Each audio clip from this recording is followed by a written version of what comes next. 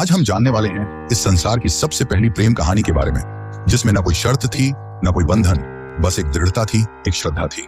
इस कहानी में रंग भी है और दुख का संग भी। यह है शिव और सती की अमर प्रेम कहानी, जिसमें प्रेम है, त्याग है और अंत में एक नई शुरुआत। तो आइए जानते हैं इस महान प्रेम कथा को, सती कथा।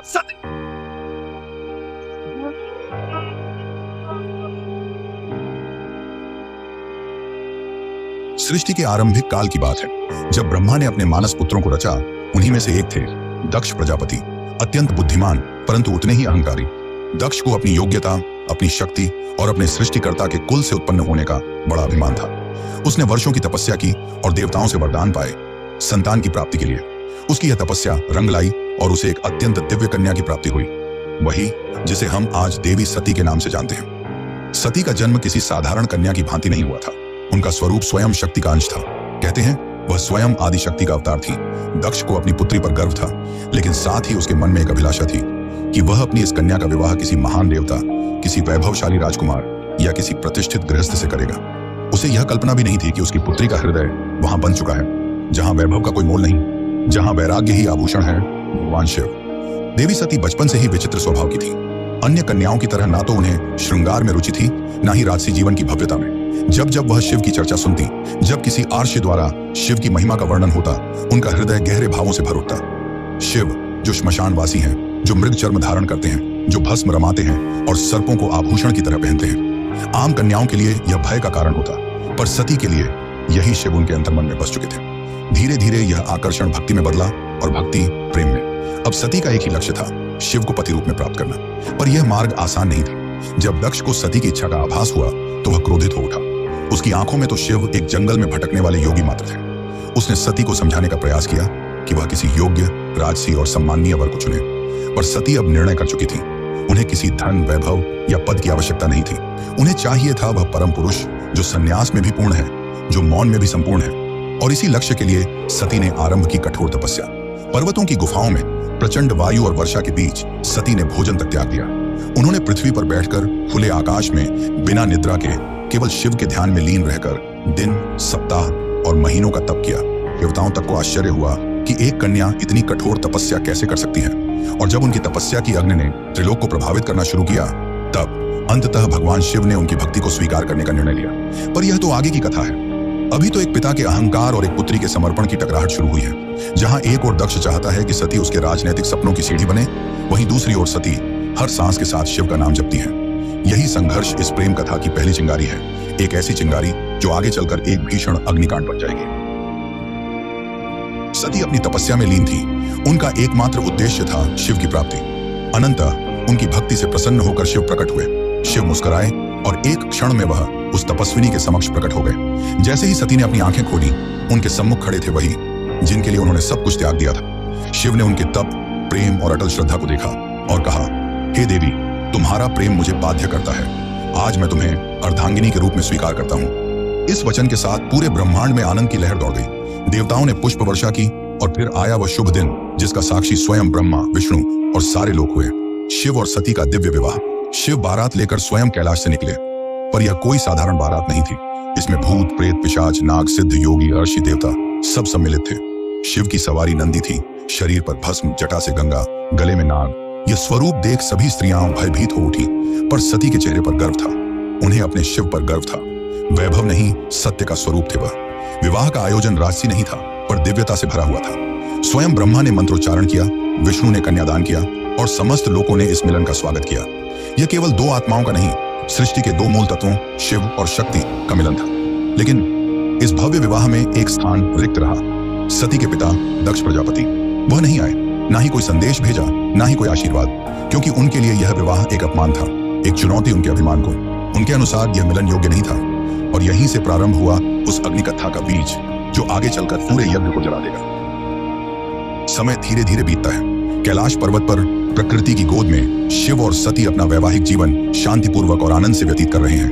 कैलाश की गुफाएं, मंदाकिनी की कलकल धारा और बर्फीली हवाएं सब साक्षी थीं उस दिव्य प्रेम की जो समय और शब्दों से परे था। लेकिन इसी बीच एक और स्थान पर कुछ और ही चल रहा था, राजा दक्ष के मन में। सती के शिव से विवाह को वह अभी तक स्वीकार नहीं कर पाया था। हर बार जब कोई शिव की महिमा का गुणगान करता, दक्ष की भौहें तन जाती उसे लगता कि शिव ने उसकी पुत्री को अपनी योग्यता से नहीं, किसी छल से प्राप्त किया है। वह अपनी सत्ता, अपना रुतबा, अपनी श्रेष्ठता सिद्ध करना चाहता था, और उसी घमंड ने उसे एक विशाल यज्ञ के आयोजन की प्रेरणा दी। दक्ष ने यज्ञ का आयोजन बड़ी धूमधाम से किया। ऐसा यज्ञ जिसमें समस्त देवताओं, ऋषियों, सिद्धों और लोकपालों को निमंत्रण भेजा गया। ब्रह्मा से लेकर इंद्र तक हर कोई आमंत्रित था, परंतु एक नाम उसमें अनुपस्थित था, महादेव शिव का। यह कोई भूल नहीं थी, यह था दक्ष का जानबूझकर किया गया निर्णय। उसने शिव को निमंत्रण नहीं भेजा क्योंकि उसका अहंकार उसे यह स्वीकार नहीं करने देता था कि उसकी पुत्री ने उस योगी से विवाह कर लिया, जो ना कोई राज्य रखता है, ना कोई वस्त्र, और जो श्मशान का वासी है। दक्ष को लगता था कि शिव को यज्ञ में आमंत्रित करना उसके सम्मान के विरुद्ध होगा। जब यज्ञ की तैयारियां चल रही थी, उसी समय सती ने इस आयोजन की बात सुनी। किसी ने उनसे कहा, माता, आपके पिता दक्ष ने एक महान यज्ञ का आयोजन किया है, जिसमें सारे देव, ऋषि और ज्ञानी आमंत्रित हैं। वह तो आज पूरे ब्रह्मांड का ध्यान खींच रहा है। यह सुनकर सती का हृदय कांप उठा। उन्हें विश्वास नहीं हुआ कि उनके पिता इतना बड़ा आयोजन कर रहे हैं, और उन्हें कोई सूचना नहीं मिली। कुछ समय तक वे चुप रहीं, शायद आशा में कि कोई दूत आएगा, कोई संदेश मिलेगा। लेकिन जब स्पष्ट हो गया कि शिव और उन्हें जानबूझकर न बुलाया गया है, तब उनके भीतर कुछ टूट सा गया। एक ओर पुत्री का धर्म उन्हें पिता के यज्ञ में खींच रहा था, तो दूसरी ओर पत्नी का धर्म उन्हें शिव की मर्यादा का ध्यान रखने को कह रहा था। अंततः सती ने शिव से निवेदन किया, स्वामी, मैं उस यज्ञ में जाना चाहती हूं। शायद यह कोई भूल हो और मेरा जाना उस विघटन को रोक सके। शिव ने सती की ओर गहरी दृष्टि से देखा। वह जानते थे कि यह आमंत्रण विहीन आयोजन एक साधारण यज्ञ नहीं है। उन्होंने शांत स्वर में सती से कहा, हे प्रिय, जहां सम्मान न हो वहां स्वाभिमान को ले जाना व्यर्थ है, और मैं नहीं चाहता कि तुम उस यज्ञ में जाओ जो केवल क्रोध और घमंड से चल रही है। परंतु सती व्याकुल थी। उनके भीतर एक द्वंद्व चल रहा था, पिता और पति के बीच। उन्होंने पुनः प्रार्थना की, प्रभु, मैं केवल एक पुत्री के रूप में वहां जाना चाहती हूं। मैं पिता से बात करूंगी, शायद वह बदल जाए, शायद उनके मन का विष उतर जाए। शिव ने इस बार उन्होंने अनुमति दे दी। सती ने कैलाश से विदा ली, अकेले, बिना किसी दूत या सम्मान के। वह एक बेटी थी जो अपने पिता से स्नेह की अपेक्षा लेकर जा रही थी, लेकिन उन्हें झांक नहीं था कि उस यज्ञ में उनका स्वागत नहीं, अपमान प्रतीक्षा कर रहा है। सती जब यज्ञ स्थल पर पहुंची तो उनके मन में उम्मीद थी कि पिता के नेत्रों में बेटी को देखकर कोमलता जगेगी, उनके मुख से स्वागत के शब्द निकलेंगे। लेकिन जब उन्होंने यज्ञ स्थल में प्रवेश किया तो सन्नाटा पसर गया। कोई स्वागत नहीं हुआ, कोई आसन नहीं दिया गया, जैसे वो वहां उपस्थित ही न हो। वहां बैठे देवताओं की आंखों में असहायता थी। सती ने पिता की ओर देखा, धीमे स्वर में कहा, पिताश्री, क्या आप नहीं चाहेंगे कि आपकी पुत्री भी इस पावन यज्ञ में सम्मिलित हो? दक्ष ने ठंडी हंसी के साथ उत्तर दिया, पुत्री, जिस दिन तूने उस नग्न भस्म रमाए श्मशान में विचरने वाले औघड़ को अपना पति चुना, उसी दिन तू मेरी पुत्री नहीं रही। दक्ष का स्वर ऊंचा हो रहा था और उसके शब्द जैसे शिव के लिए विष से भरे बाण हो। यह सुनकर सती की आत्मा कांप उठी थी। यह केवल अपमान नहीं था, यह शिव के उस स्वरूप का तिरस्कार था जो समस्त सृष्टि का आधार है। वे उठी, सभा की ओर देखा और बोली, तुम सब यहाँ धर्म की बात करने आए हो, यज्ञ की बात करते हो, पर जिस शिव के बिना कोई यज्ञ संपन्न ही नहीं हो सकता, उसी शिव का तुम अपमान करते हो। फिर उन्होंने आगे कहा, जिसे तुम औघड़ कहते हो वही काल का भी काल है, जिसे तुम श्मशानवासी कहकर हंसते हो वही मृत्यु से परे है, और जिसे तुम भस्मधारी कहते हो वही भस्म से मोह को जलाता है। उनकी आंखों में आंसू थे, लेकिन स्वर तेज था, ऐसा तेज कि स्वयं देवता भी सिर झुका लें। सभा स्तब्ध थी, कोई उत्तर नहीं दे सका। लेकिन सती का हृदय अब टूट चुका था। उन्होंने कहा, जिस शरीर ने आज मेरे प्रभु का अपमान सुना है, वह शरीर अब इस संसार के योग्य नहीं। और वे सीधे यज्ञ कुंड की ओर बढ़ी। वहां उपस्थित देवता उन्हें रोकना चाहते थे, पर सती अब कोई नारी नहीं थी, वह साक्षात अग्नि बन चुकी थी। उन्होंने अपने नेत्र बंद किए, शिव का स्मरण किया और अग्नि में कूद गईं। उनके चेहरे पर भय नहीं था, बल्कि एक शांति थी, एक समर्पण था जो पूरे यज्ञ मंडप को झकझोर गई। अब इस यज्ञ की अग्नि से वो तूफान उठने वाला था जो पूरे को तबाह कर सकता था। तो चलिए अब जानते हैं आगे की कथा। लेकिन उससे पहले अगर आपको वीडियो अच्छी लग रही है तो वीडियो को लाइक जरूर करें और कमेंट में लिखें, हर हर महादेव। कैलाश पर शांति थी, पर वह शांति तूफान से पहले की थी। जब भगवान शिव को यह ज्ञात हुआ कि उनकी अर्धांगिनी अग्नि में समर्पित हो गई, तो उनके हृदय में तूफान उमड़ पड़ा। आंखों में वेदना, मन में शून्यता और आत्मा में आग। ये वो शिव थे जिनका क्रोध ही प्रलय कहलाता है। शिव अपनी समाधि से उठे, उनकी जटाएं लहराईं, नेत्र रक्तिम हो उठे और सारा ब्रह्मांड कांप उठा। फिर अपने दोनों हाथों से अपनी जटाएं पकड़ी और उन्हें पृथ्वी पर पटक दिया। उसी क्षण पृथ्वी फटी और उस क्रोध की ज्वाला से प्रकट हुआ एक रूप, भयंकर, तेजस्वी और अजेय, वीरभद्र। वीरभद्र कोई सामान्य योद्धा नहीं था, वह शिव के विकराल रूप का अंश था। उसका शरीर अग्नि सा दीप्यमान था, आंखों में प्रतिशोध की ज्वाला, हाथ में तलवार। उसका प्रकट होना सृष्टि के संतुलन को डगमगाने लगा था। वीरभद्र प्रचंड गति से दक्ष के यज्ञ की ओर बढ़ चला। जिस दिशा में वह चलता, धरती कांपती, आकाश बदलता और देवताओं के हृदय कांप उठते। जैसे ही वीरभद्र यज्ञ स्थल पर पहुंचा, आकाश में अंधकार छा गया और वीरभद्र प्रकट हो चुका था। उसकी उपस्थिति मात्र से यज्ञ की अग्नि थर्रा उठी। वह बिना रुके आगे बढ़ा। पहले यज्ञ वेदी को तोड़ा, फिर वेद पाठ करने वाले ब्राह्मणों को हटाया। उसकी आंखों में एक ही लक्ष्य था, दक्ष।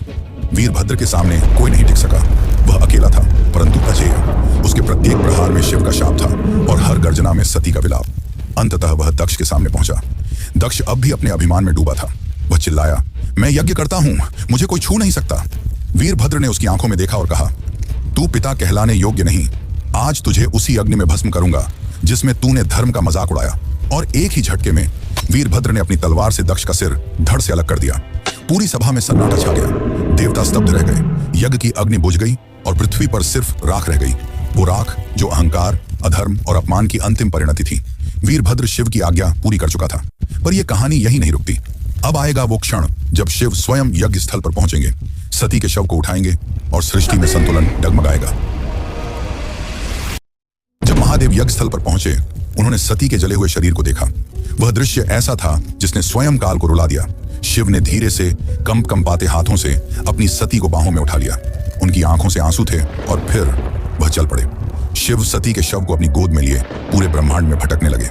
उस विरह में जो पूरे ब्रह्मांड को भयभीत कर रहा था, ब्रह्मांड असंतुलित होने लगा। देवता भयभीत हो उठे। यदि शिव यूं ही विलाप करते रहे तो सृष्टि का संतुलन टूट जाएगा, प्रलय आ जाएगा। तब सभी देवता भगवान विष्णु के पास पहुंचे और उनसे सृष्टि को बचाने की प्रार्थना की। तब विष्णु ने अपना सुदर्शन चक्र चलाया। जैसे ही सुदर्शन चक्र चला, उसने सती के शरीर को टुकड़ों में विभाजित कर दिया। शिव कुछ क्षणों के लिए रुके पर प्रतिरोध नहीं किया। यह सृष्टि के लिए आवश्यक था। जहां जहां सती के अंग गिरे, वहां दिव्य ऊर्जा फैल गई। पृथ्वी के वे स्थान शक्ति से भर उठे और वहीं बने शक्तिपीठ। ये कोई सामान्य स्थल नहीं थे। ये उस अमर प्रेम की गवाही थे जो शिव और सती के बीच था। ये थे वे स्थान जहां स्त्री, शक्ति, प्रेम, बलिदान और भक्ति सब कुछ एक साथ साकार हुए। कुछ स्थानों पर सती की आंखें गिरी, कहीं उनका हृदय, कहीं उनके केश, तो कहीं उनके चरण, और हर स्थान एक केंद्र बन गया मां शक्ति का, जो हर रूप में पूजनीय हुई। कभी दुर्गा, कभी भैरवी, कभी भवानी। यही वे स्थान हैं जिन्हें आज हम कामाख्या, वैष्णो, ज्वाला, हिंगलाज और तारापीठ जैसे नामों से जानते हैं। इस प्रकार सती के वियोग से जन्मे ये शक्तिपीठ न केवल देवी के अंग हैं, ये उस प्रेम की शाश्वत उपस्थिति है जो आत्मा से आत्मा तक जुड़ता है। शिव अंततः हिमालय लौटे, पर अब वह ध्यान मग्न हो गए। वर्षों तक एक चट्टान की भांति बैठ गए, समाधि में डूबे। न शब्द, न गति, न भावना, बस मौन और सती की स्मृति। काल की धारा आगे बढ़ती है, युग बदल जाते हैं, पर कुछ कहानियां समय की सीमाओं से परे होती हैं, और सती की कथा उन्हीं में से एक है। वह प्रेम जो अग्नि में तपकर शुद्ध हुआ था, वह विरह जो तांडव बन गया था। उस अधूरी यात्रा को अब पूर्ण होना था। पर यह कहानी यहां समाप्त नहीं होती। प्रेम का सफर यहीं पर रुकने वाला नहीं था। जहां अग्नि ने प्रेम का रंग दिखाया था, वहीं से एक नई दास्तान का पैगाम आने वाला था। सती के बलिदान से जो प्रेम जला था, वही आग पार्वती के रूप में फिर फलने वाला था। यह अंत नहीं, यह शुरुआत है। शुरुआत है एक अमर, अनसुनी और अनोखी प्रेम कहानी की। यह शुरुआत है शिव और पार्वती की। यह शुरुआत है एक नए युग की।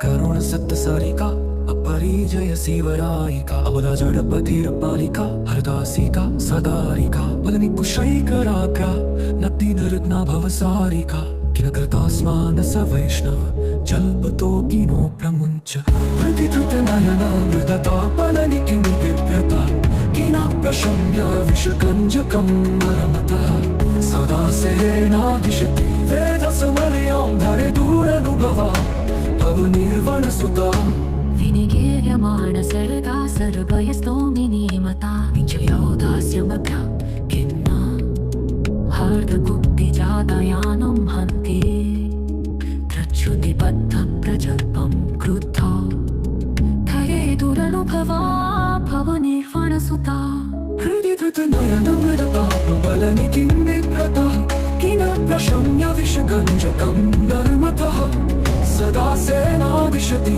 वेदसमर्यां धरे दुरनुभवा भवनिर्वणसुता।